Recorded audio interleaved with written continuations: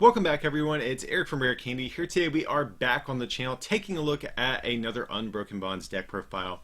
So today we are going to be taking a look at the new Pheromosa and Buzzwole GX. I know definitely one of the more hyped tag teams that is releasing in this set. And actually too, this is the same list that was featured in our recent testing rounds video. So if you guys do want to see how this deck looks in action, I will be sure to have a link down below in the description for you guys to check out.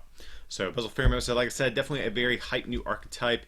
One thing I do want to point out though, this deck, even though it did have a lot of momentum coming up into Unbroken Bonds, we do have to remember this card originally did release in a format in Japan without Reshiram Charizard, and that was one reason it did see so much success. So as you'll see in this list, if you do want to play this archetype going forward, you definitely have to kind of adapt to this fire heavy metagame that we look to be entering into. So I think this archetype as it existed in Japan previously probably will not survive unless, like I said, you do adapt the list to a more fire heavy metagame, which we will be doing. So let's hop into it and we'll show off how this thing looks.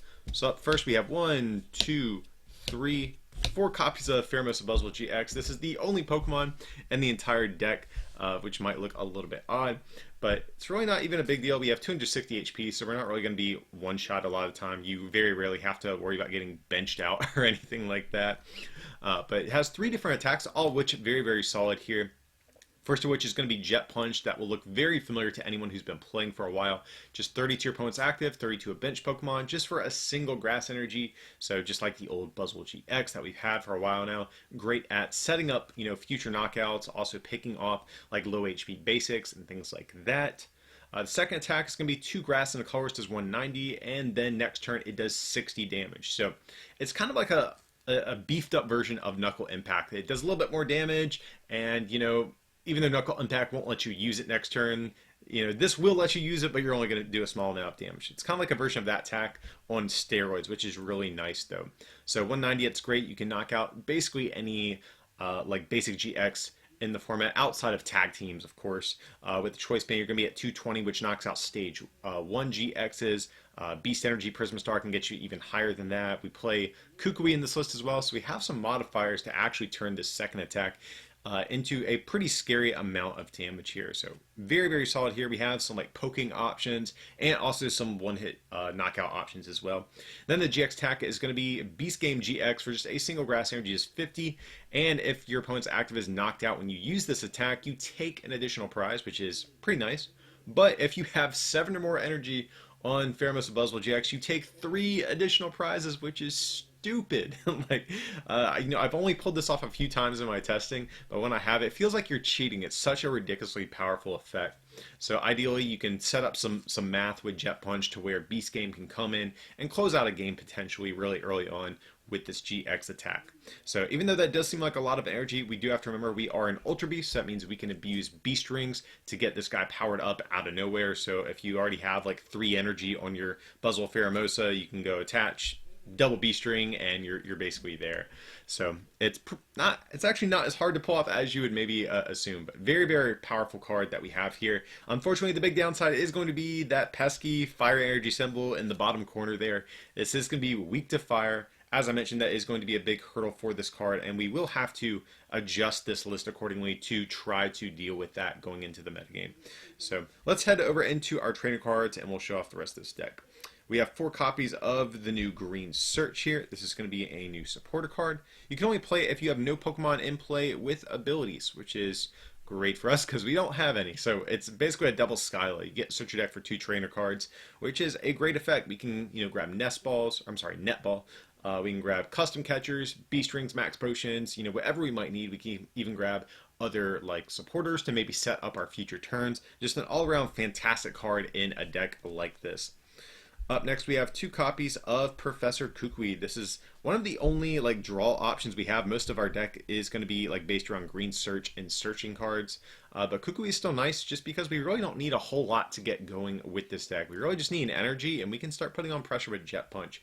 So being able to play a card like this is going to be nice here, just 20 more damage and we draw 2 cards, so that helps our Jet Punches become a little bit more meaningful in the early portions of the game here. Also maybe just netting us 1 or 2 cards that can help us coast along until our next turn. But like I said, we really don't need much to get going, so we can actually afford to play a card like this as opposed to like a heavy Cynthia count or something like that.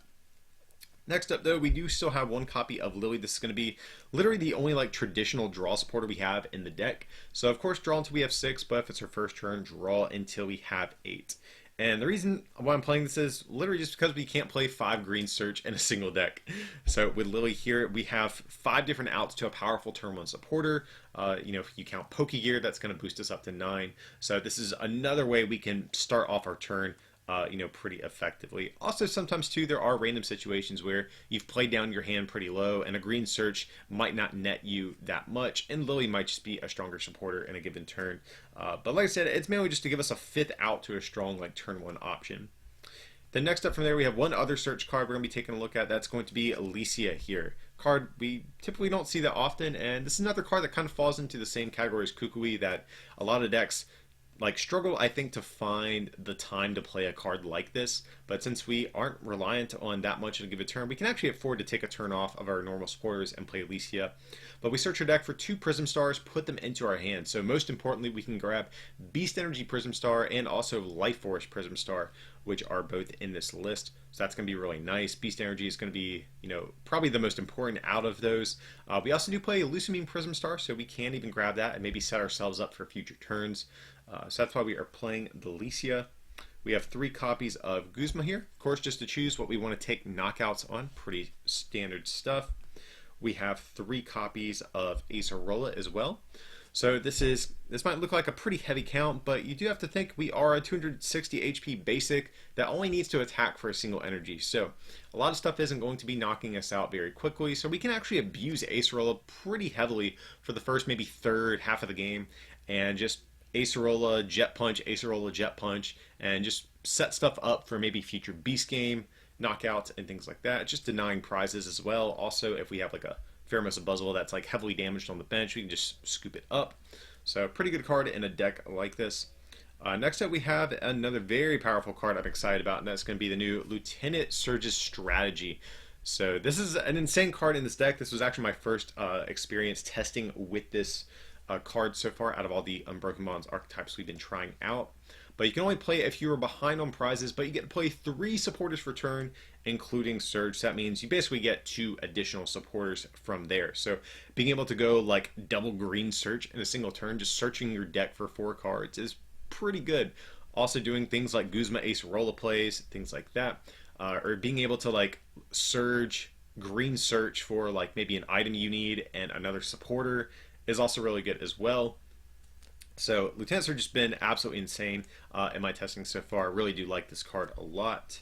Up next, this is another reason I do like Lieutenant Surge so much, and that is going to be the new, or actually it's not really new at this point, a couple sets old, but as far as actually seeing use, this is probably, I think, one of the only archetypes that has been able to abuse this up until this point. That's going to be Lusamine Prism Star. You can only play it if your opponent has exactly 3 prize cards remaining, which is fantastic because we are never going to give up more or less than 3 prizes at a time. So we are basically guaranteed use of this at some point if our opponent takes a knockout. But then you prevent all damage done to your Ultra Beast during your opponent's next turn, which is insane.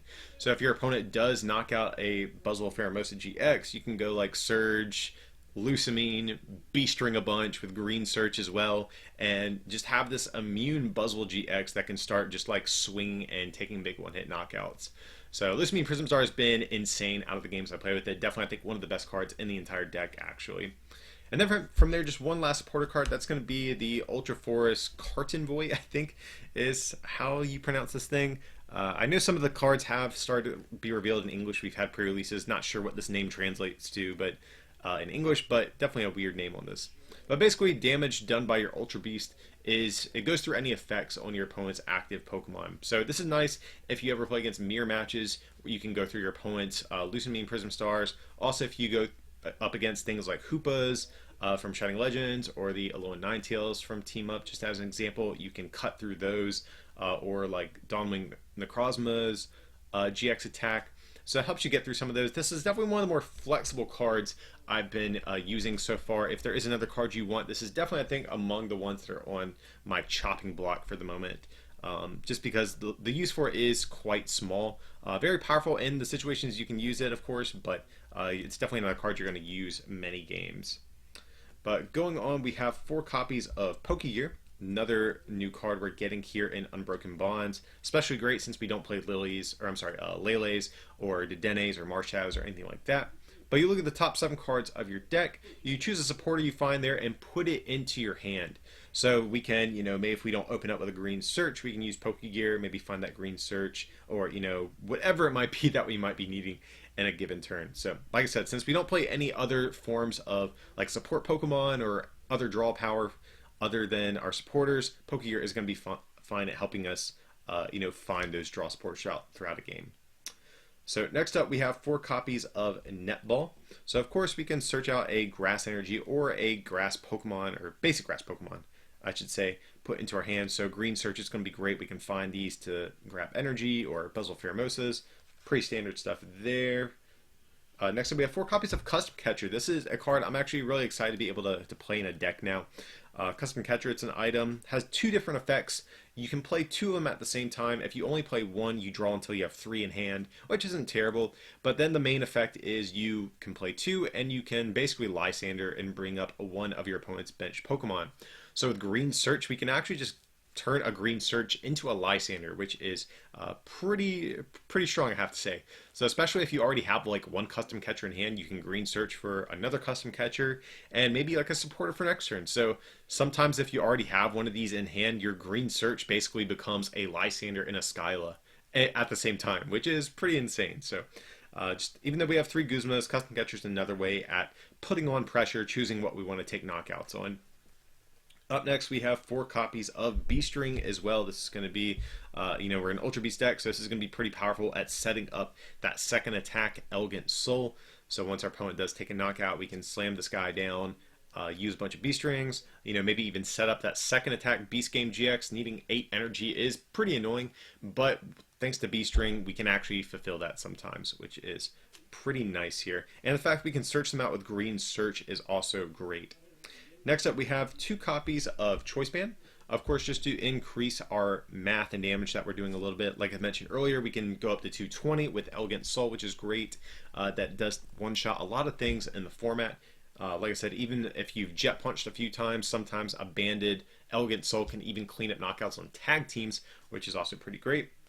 Next up, we do have a couple more tools that I think are very much necessary, and that's going to be 2 copies of Weakness Policy. So, like I said, Fire, it looks to be pretty good after Unbroken Bonds comes out, to say the least. So, Weakness Policy, it eliminates weakness to the Pokemon it's attached to. That's going to be very important for keeping our Buzzwole Pheromosas alive here. So, if we get this thing down, like let's say we're going against Reshiram Charizard, we get this thing down on Buzzwole Pheromosa, they can no longer go Weld or Attach and knock us out with Double Blaze GX. They are forced to, need at least 1 more turn to be able to set up a 1-hit KO here on our tag team. So also, of course, this is going to require the Baby Blacephalon to have to discard more energies as well. So this is going to be, not great in every matchup, but it's absolutely needed if you want this deck, I think, to exist in a tag team, or I'm sorry, in a fire heavy format with this tag team here. So going on, we have 2 copies of Max Potion. Of course, just to heal off our Buzzwoles. This is kind of a similar role as Acerola is in this deck, where, early on in the game, you just want to Jet Punch a bunch, and if you're not playing against a deck that can one-shot you, you can just Max Potion, or like Green Search for a Netball and a Max Potion, to where you can Max Potion, discard your energy, use Netball to get down another Grass Energy, and keep on using Jet Punch. So that's really kind of the strategy. Acerola and Max Potion both kind of fill the same role in that regard. And then from there, we have 1 copy of Field Blower to round out our item cards as well here, just to remove tool cards and things like that. Sometimes it's even good at removing our own weakness policies. After we're done with them, we can throw down Choice Bands or, whatever it might be, discarding those escape boards on Jirachis. So there's a lot of use for Field Blower, and playing 1 isn't bad just because we can always just Green Search it out in this particular deck. So next up, though, we do have some stadiums, and that will round out our trainer cards from there. We have, of course, 1 Life Force Prism Star, and then we have 2 copies of Aether Paradise Conservation Area here. So Life Force lets us heal 60 from one of our grass Pokemon, but Aether Paradise is going to be another one of the cards I think we absolutely have to play if we want to stand a chance against the fire decks, most notably Reshiram Charizard. So even if we have a weakness policy, a Choice Banded Flare Strike, I believe is the second attack on Charizard, can still just knock us out. it can do exactly 260. So Aether Paradise is another modifier that we have to, eliminate the chances of that, or I'm sorry, reduce the chances of that happening at least. I know some of the like Pheromosa Buzzwole decks in Japan were playing the new Power Plant Stadium card to get rid of like GX abilities, but I think this is much more needed. I think even with weakness policy, that's not enough to beat some of these fire Pokemon. So Aether Paradise, I think, is going to be very important. And also, it's just really solid at turning our Pheromosa Buzzwoles to be even tankier because, like I said, the early portions of the game, we're just trying to deny knockouts with Max Potions and Acerolas, and it just is another way we can help our Pheromosa Buzzwoles stick around a little bit longer before we need to start going in with Elegant Soul and, becoming, a little bit more aggressive in the late game. So going on to the rest of our cards, we just have some energy here to round out the list at this point. So we're going to have, of course, one Beast Energy Prism Star that is going to increase our damage output a little bit, 30 more while it's attached to our Ultra Beast Pokemon. Then from there, we have 11 Grass Energy in total to round out our list. So even though we're just attacking for a single Grass Energy at a time, we actually do need to run a decent amount of energy if we ever want to use Beast Game GX. Also, of course, just playing a high count ensures we can draw into them whenever we need them, and we don't have to green search for like net balls and things like that too. So you guys, that is going to be our initial list for a Pheromosa Buzzwole GX deck. Like I said, if you want this deck to still be viable in a format with a lot of fire, I think you definitely have to tech out this deck heavily to deal with that. Like I said, with Aether Paradises, with weakness policies, there's even some other weird techs you could potentially try to include, like the, I believe it's an Araquanid, I think all the way back from, it might be Ultra Prism. I forget the exact set, but it basically has immunity from fire, and so that could be a potential option as well. But against everything else that can't one-shot you, I think this deck is still a pretty strong deck. Like I said, those fire decks are going to be the big obstacle you're going to have to overcome. But still a very, very cool archetype, very fun. Actually reminds me a lot of like Sylveon GX, if you guys ever enjoyed that archetype. This actually might feel right at home because it's a lot of the same stuff, just green searching every turn, kind of like Magical Ribbon, and just getting set up that way. But anyways, guys, definitely stay tuned to the channel. We're going to have plenty of Unbroken Bonds coverage coming up over the next several weeks. So definitely be sure to like and subscribe if you want to see more of that content. And also, too, guys, if you can support this channel by becoming a patron over at patreon.com/rarecandytcg, or by picking up some merch from our online store, rarecandytcg.com, like the playmat you saw in this video as an example, that would also mean a lot to us. But as always, thanks for watching, and we'll see you next time.